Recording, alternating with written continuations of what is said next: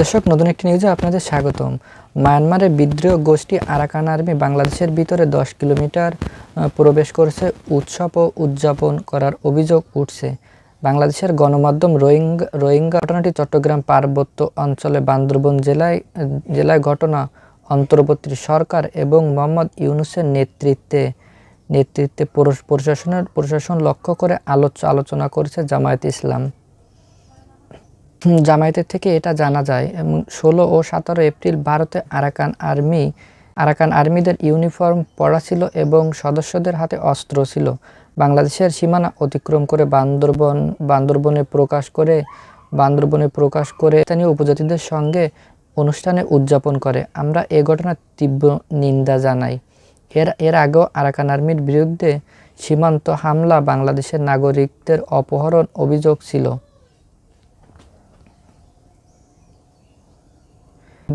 এবার সীমান্ত লঙ্ঘন করার অভিযোগ উঠেছে আরাকান আর্মিদের ভিতরে। গণমাধ্যমের দাবি করা হচ্ছে এই উৎসবে আরাকান আর্মির রাজনৈতিক শাখা ও সামরিক শাখা বেশ কয়েকজন শীর্ষ নেতা উপস্থিত ছিলেন, যাদের মধ্যে ছিলেন প্রধান ল্যাং মা এবং লেফটেন্যান্ট কাইজো। মায়ানমারের এলাকার ভিতরে ঢুকে এবং অনুষ্ঠানে প্রদর্শন করতে দেখা যাচ্ছে তাদের। জানা গেছে ওই উৎসবে বান্দরবান জেলা পরিষদের স্থানীয় ইউনিয়ন পরিষদের কয়েকজন কর্মকর্তা উপস্থিত ছিলেন। এ বিষয়ে অভিযোগ উঠছে সীমান্ত নজরদারিকারী থাকা বর্ডার গার্ড বাংলাদেশ বিজিবি যথাযথ ভূমিকা পালন করে আসছে। তারা জলপথে আশেপাশে বিজিবির সদস্য কর্মকর্তা উপস্থিত থাকলেও তারা অনুপ্রবেশ রোধ করতে পারেনি। বাংলাদেশ মায়ানমারে মোট 271 কিলোমিটার গড় 1.5 বছর চলমান যুদ্ধ এই সীমান্ত এলাকায় পুরোপুরি দখল করে নিচ্ছে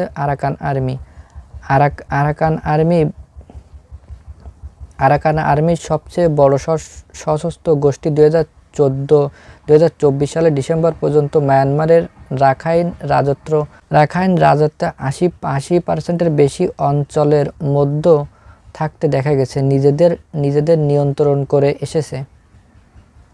বাংলাদেশের রাখাইন রাজ্যের সঙ্গে সরাসরি সীমান্তে রয়েছে এই পরিস্থিতি। মোহাম্মদ ইউনূসের নেতৃত্বে সরকারি রোহিঙ্গা মুসলমানদের ভবিষ্যৎ নিয়ে উদ্যোগ এক সময়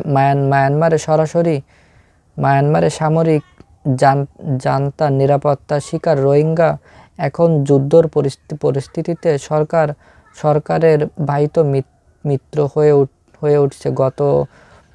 গত 6 মাস ধরে বাংলাদেশের সীমান্ত সংলগ্ন এলাকায় আবার আরাকান আর্মি রোহিঙ্গারা শোভাযাত্রা এবং রোহিঙ্গাদের বিভিন্ন রকম আগমনের উপস্থিত সেটা দেখা যাচ্ছে। যুদ্ধ জান্তা বাহিনীর সঙ্গে মিলে বিদ্রোহী লড়াই করছে। অবশ্যই অবসান ঘটবে এখন রোহিঙ্গাদের উঠছে আরাকান আর্মি। বন্ধুরা, আপনাদের এই ভিডিওটি ভালো লাগলে অবশ্যই আমাদের চ্যানেলটি সাবস্ক্রাইব করে পাশে থাকবেন। দেখা হচ্ছে আরেকটি ভিডিওতে।